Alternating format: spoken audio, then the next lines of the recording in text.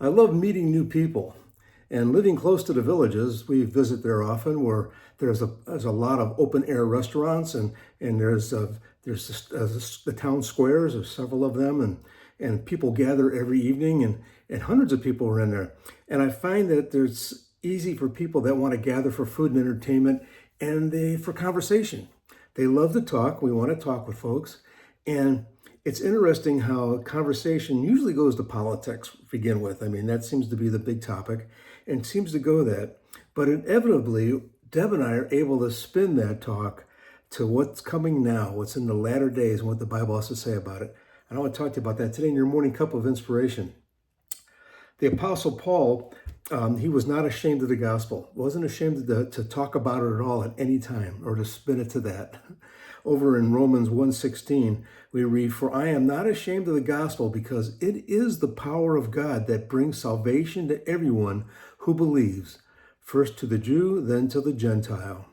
See, he found it, it was his duty to proclaim the gospel. He believed that with all his heart because of his salvation and what he saw, what he felt, what he learned, and what he heard. And so he felt that that was his obligation. I'm finding in this day and age, it's easy to be bold about what you believe in. It's easy to come out of your shell. People are open now more than ever to know the truth. I mean, they're tired of the lies. They're tired of being spun a web of deceit, and they're looking for truth. And we can offer them truth. See, Paul told Timothy over in 2 Timothy 1:2, he said, "This is why I am suffering as I am.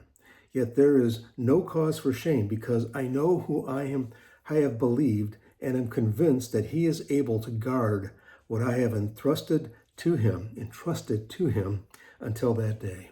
So what's Paul saying? Well, he had an affliction. We know that. We don't know what it was. He had an affliction, but he just gave it back to the Lord. He goes, if I've had to bear this, I'll bear this. And there was no shame for him to have this.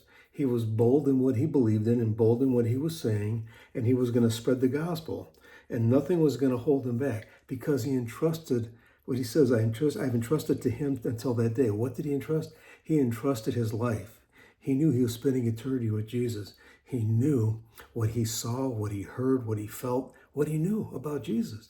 And he was going to tell everybody about that until his dying day. He was bold.